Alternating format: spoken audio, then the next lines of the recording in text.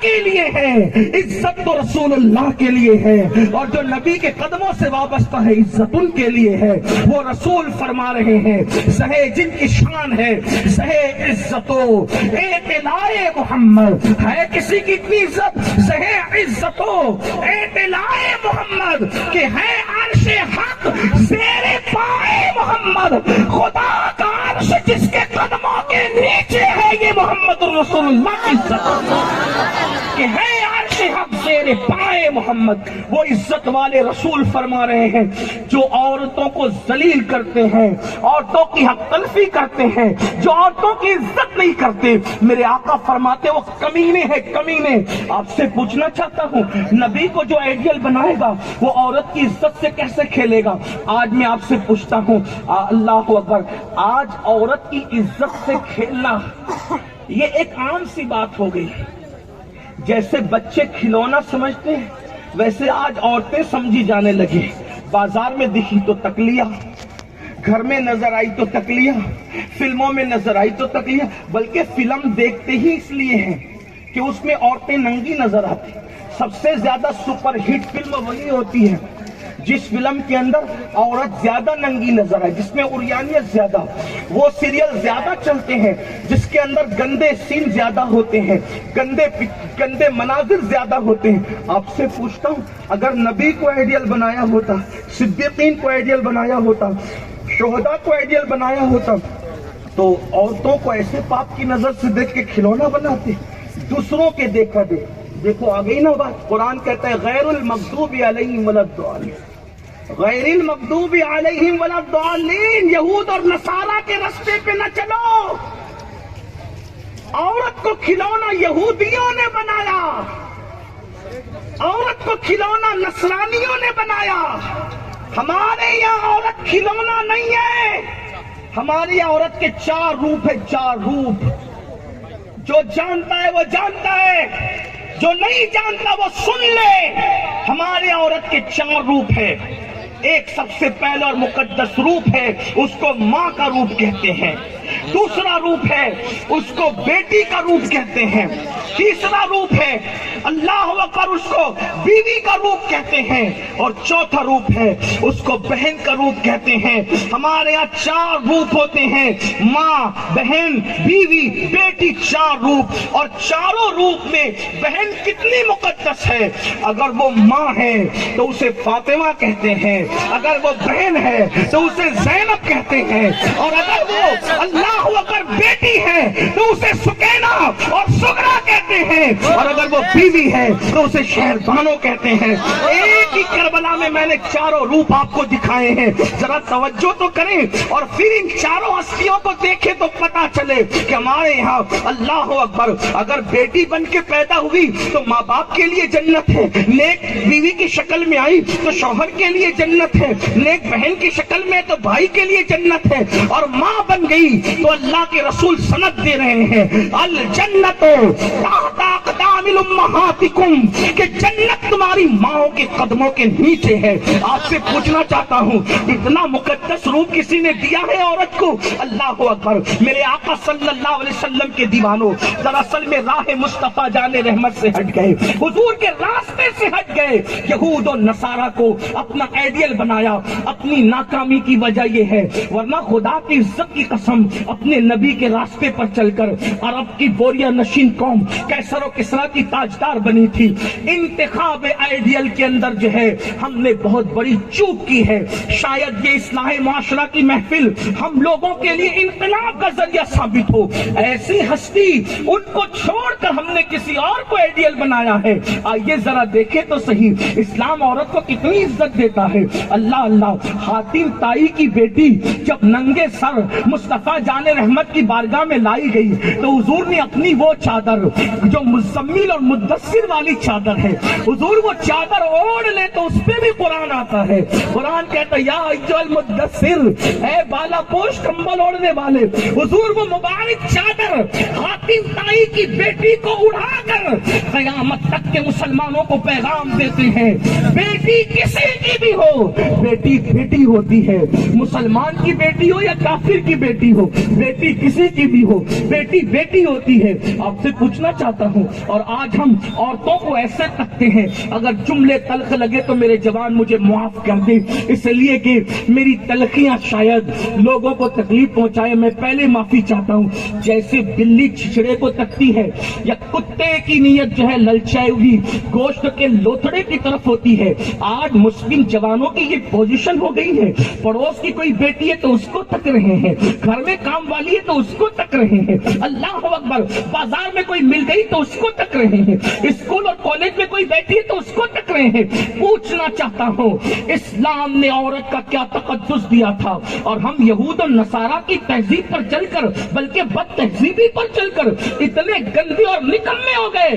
آج عورتوں کی عزت سے کھیلا جاتا ہے، کبھی افیئر کے نام پر، کبھی گرل فرینڈ کے نام پر، کبھی دوستی کے نام پر، کبھی عشق بازی کے نام پہ۔ پوچھتا ہوں، عشق میں عزتیں لوٹی جاتی ہے، اس عشق میں بھگایا جاتا ہے، عشق میں آنسو لائے جاتے ہیں۔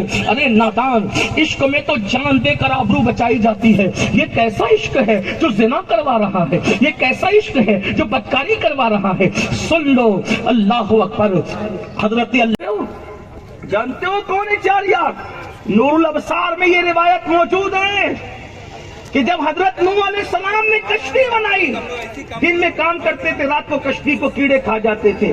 عرض کی مولا میں دن میں کام کرتا ہوں، رات کو کیڑے کھا جاتے ہیں، میں کیا کروں، کیسے بنے گی کشتی؟ اللہ نے فرمایا میرے محبوب کی امت کے اکابرین کے نام اس پر لکھ دو، کیڑے نہیں کھائیں گے۔ کہا میرے مولا تیرے محبوب کے اکابرین کے امت کے اکابرین کے نام کیا ہے؟ وہ ابو بکر ہے، عمر ہے، عثمان ہے، علی ہے۔ سوچو جن کے نام کی تختیاں کشتی نوح پہ لگتی ہے، سوچو تو صحیح، صاحب نور الابصار نے اس کو لکھا اپنی کتاب کے اندر۔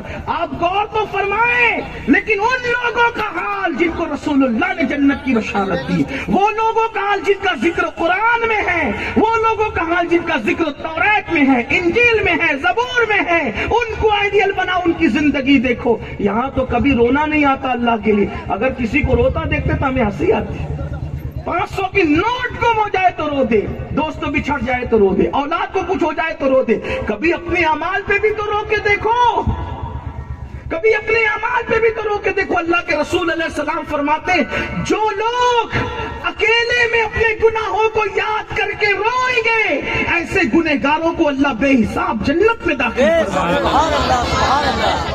سیدنا فاروق اعظم کی کیا شان بیان کی جائے، وقت ہوتا تو مزید روایتیں پڑھی جاتی، لیکن سنو ان کی زندگی کا اینڈ، آخری اختتام کس شان سے ہوتا۔ فاروق اعظم کی جب آپ کو شہید کیا گیا تو آپ کو لا کر کے رکھا گیا، تو فاروق اعظم نے فرمایا مجھے زمین پہ ڈال دو، اور زمین پہ ڈال کر کے اپنا رخ زمین پہ رکھ کر کہتے ہیں کاش کہ اللہ عمر کو بخش دے،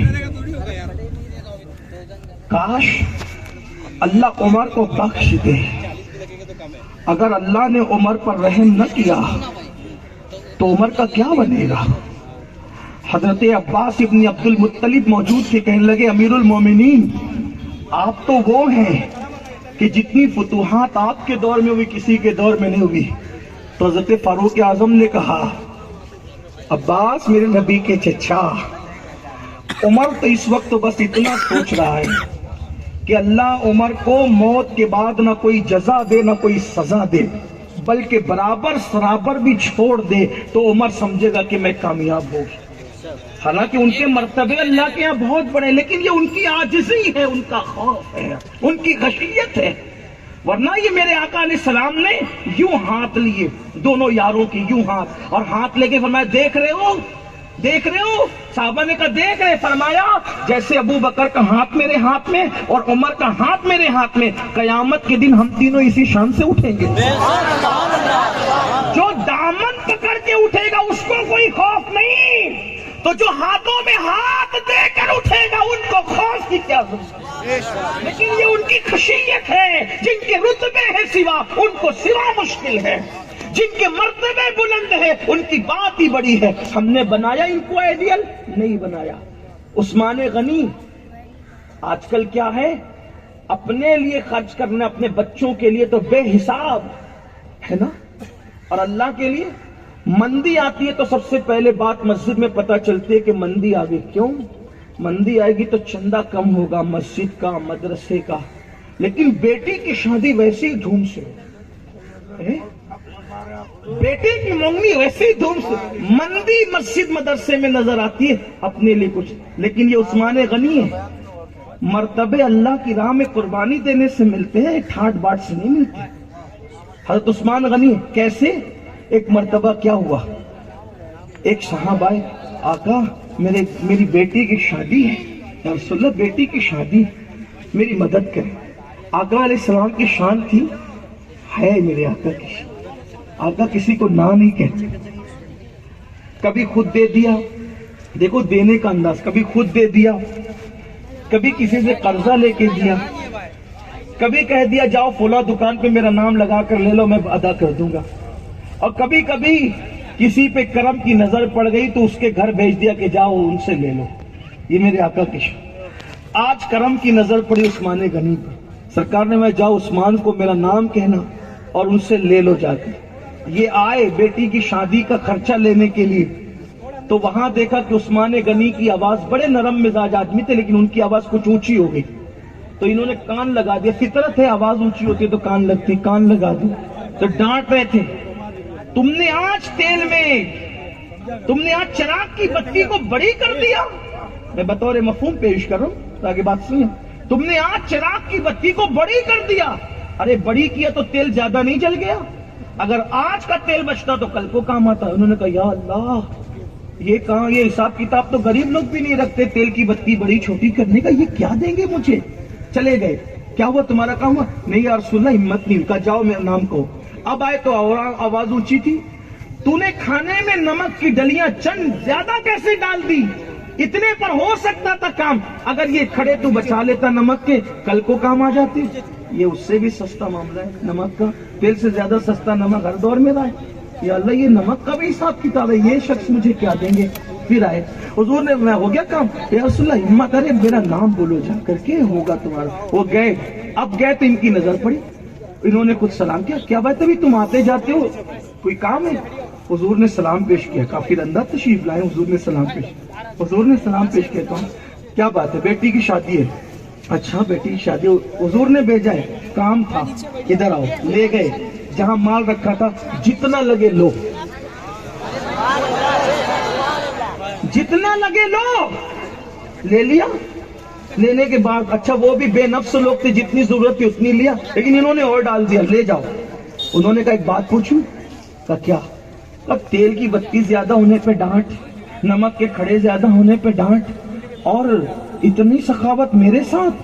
کہا کہ بات اصل یہ ہے کہ حضور نے ہمیں سکھایا کہ اپنی ذات پہ جو، لیکن ایک منصب اور مقام حضور کی سیرت کا حروف مقطعات کی طرح ہے، جیسے وہ سب کے سمجھ میں نہیں آ سکتی، ویسے ان کی زندگی کا ایک گوشہ ایسا بھی ہے کہ وہاں تک کسی کی رسائی نہیں ہو سکتی۔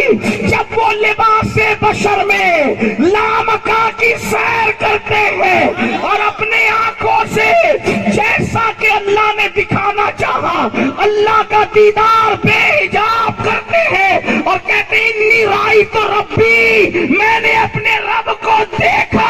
اس کیفیت کو نہ کوئی بیان کر سکتا ہے، نہ کسی کے بس میں ہے۔ امام کہتے ہیں پوچھتے کیا ہو عرش پر، یوں گئے مصطفیٰ کے یوں، پوچھتے کیا ہو عرش پر، یوں گئے مصطفیٰ کے یوں، کیف کے پر جہاں جلے کوئی بتائے کیا کہ یوں گیا کون کون لے گیا۔ تو اہل سنت کا امام کہتا ہے وہی ہے اول، وہی ہے آخر، وہی ہے ظاہر، وہی ہے باطن، اسی کے جلوے اسی سے ملنے، اسی سے اس کی طرف ہے۔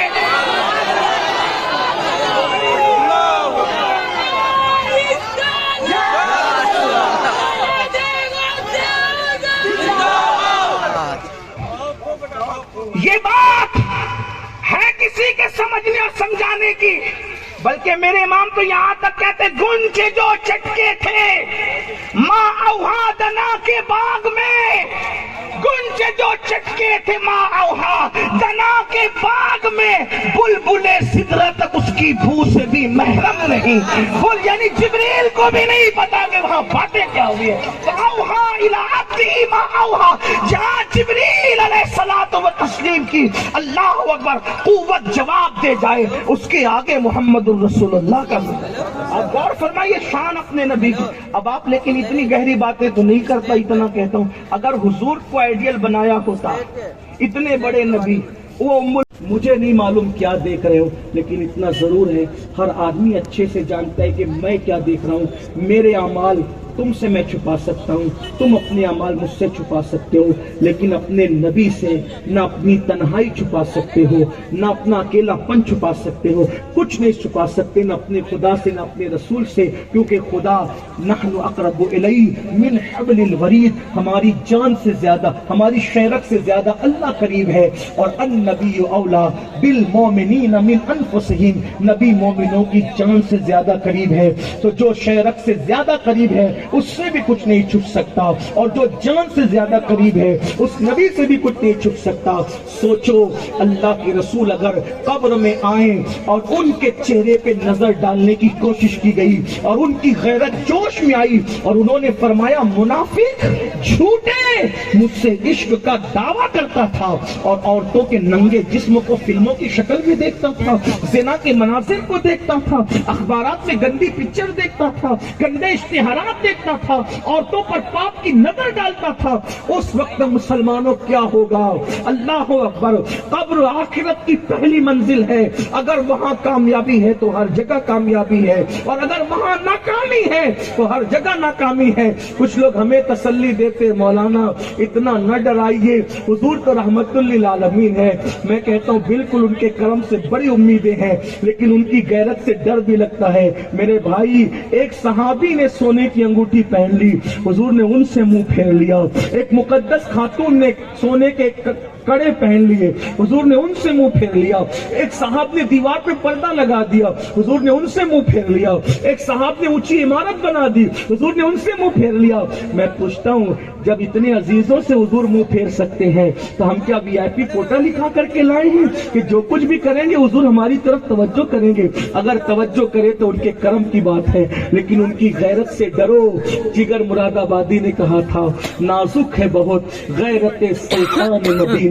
याद रखिए, बल्कि एक रिवायत याद आ गई, बात तो खत्म भी कर रहा था। एक मर्तबा अल्लाह के रसूल अलैहिस्सलाम एक जरूरी काम से जा रहे थे, सुन ले इसको, बात खत्म कर रही थी लेकिन बात अचानक याद आ, जरूरी काम से जा रहे हुजूर अलैहिस्सलाम ने चेहरा फेरा, गुस्से में जलाल में चेहरा फेरा। जल्दी से गुस्सा नहीं आता था, जलाल जल्दी नहीं आता, लेकिन आज जलाल, और सहाबा कहते गुस्से और जलाल की वजह से चेहरा सुर्ख हो गया था और चेहरा फेर करके लौटे।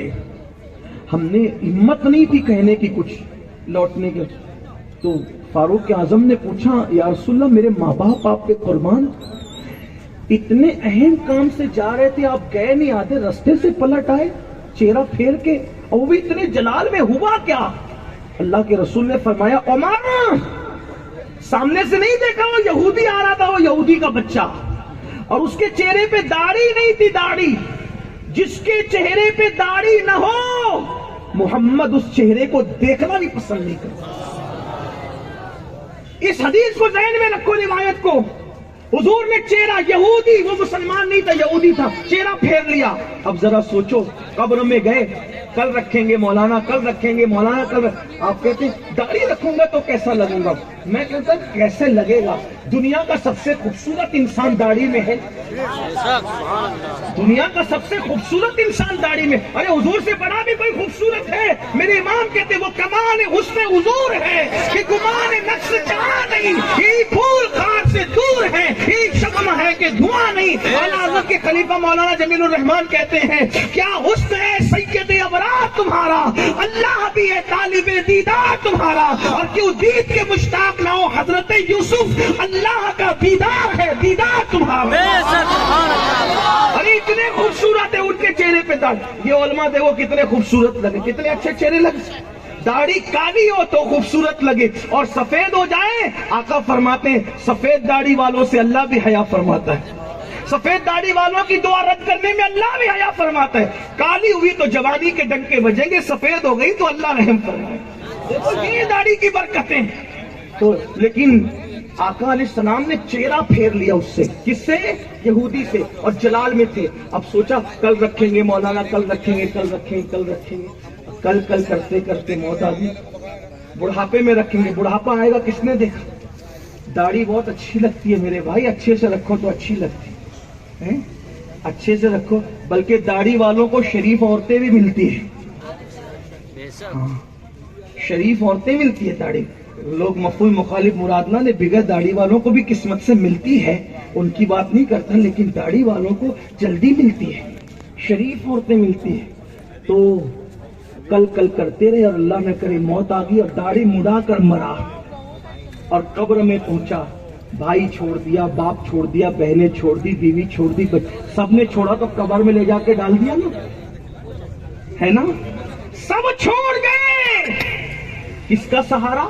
एक सहारा, एक सहारा। जब भाई छोड़ दे, बहन छोड़ दे, माँ छोड़ दे, बाप छोड़ दे, दोस्त छोड़ दे, बाप छोड़ दे, जब सारे रिश्ते को मोड़ कर चले जाए तो सहारा एक होता है। माँ जब एक लौते को छोड़े, आ कह के बुलाते ये हैं, बाप जहाँ बेटे से भागे लुत्फ वहाँ फरमाते ये हैं, बंदे को मरकत में थपक कर मीठी नींद सुलाते ये हैं, ठंडा ठंडा मीठा मीठा पीते हमें पिलाते ये हैं। अल्लाह अकबर। जब सब छोड़ दिए तो मुर्दा सोचता है भाई तू भी छोड़ दिया, बाप तू भी छोड़ दिया, अम्मी तूने भी छोड़ दिया, दोस्त बाप तुमने भी छोड़ दिए। तो गोया कि जब सब छोड़ देते हैं एक रिश्ता आवाज देता है, भाई ने छोड़ा छोड़ लेने दे, बाप ने छोड़ा छोड़ लेने दे, भाई बहनों ने छोड़ा छोड़ लेने दे, बीवी बच्चों ने छोड़ा छोड़ लेने दे। मेरी उम्मती तुझे सबने छोड़ा है लेकिन तेरे नबी ने तुझे नहीं छोड़ा है। मैं तेरी कब्र को जन्नत के रश्क बनाने के लिए, जन्नत का टुकड़ा बनाने के लिए,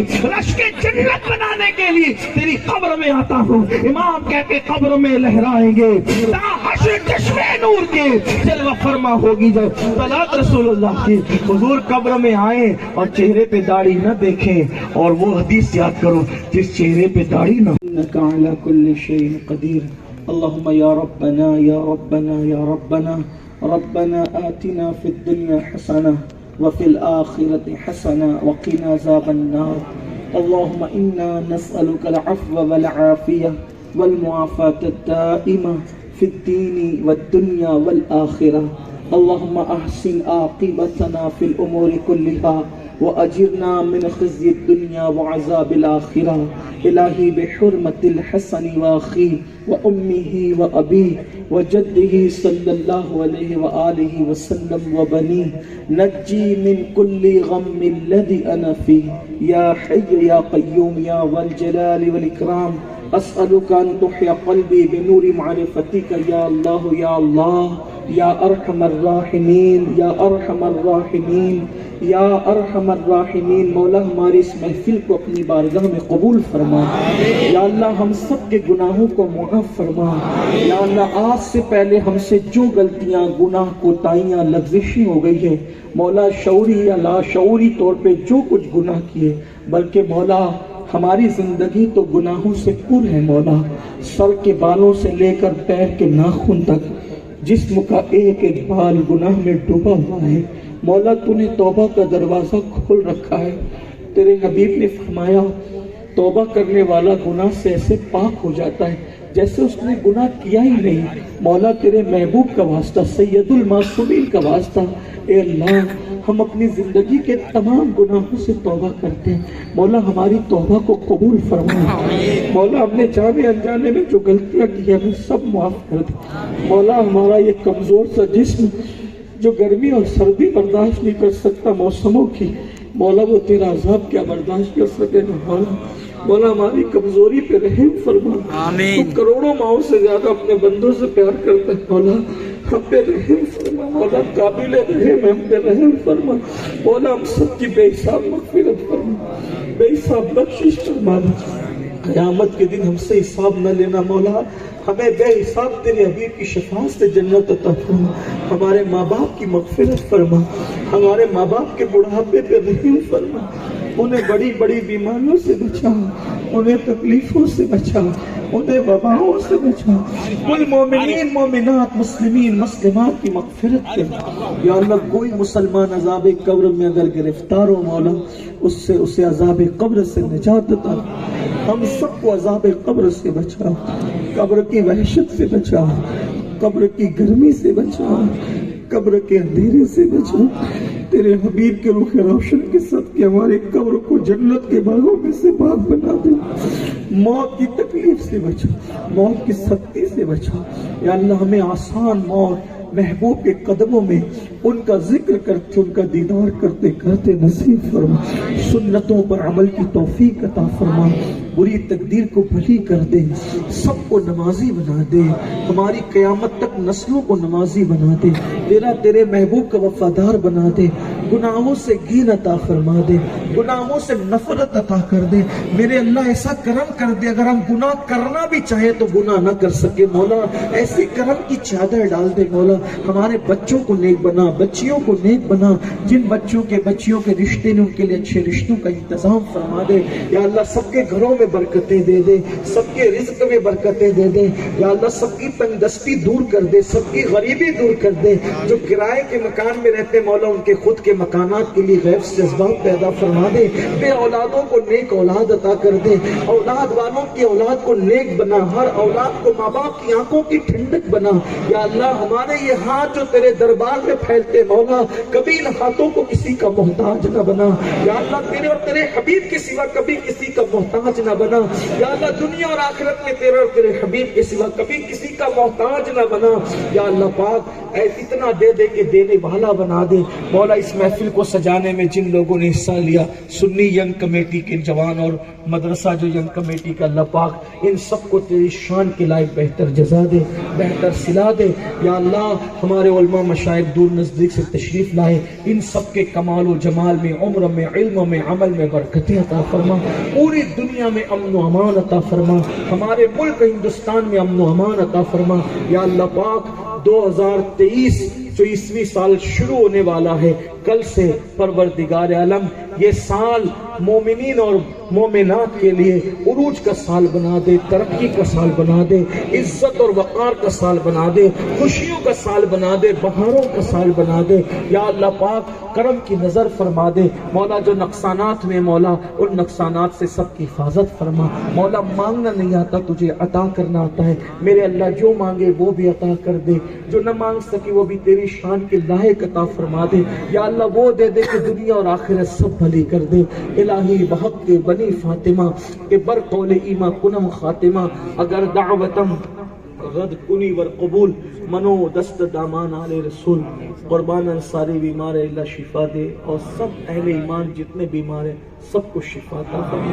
ان اللہ و ملائکتہ یصلون علی النبی یا ایھا الذین آمنوا صلوا علیہ وسلموا تسلیما۔ اللهم صل علی سیدنا ومولانا محمد الجود والکرم وآلہ وصحبہ وبارک وسلم، صلاۃ و سلام علیک یا جد الحسن والحسین۔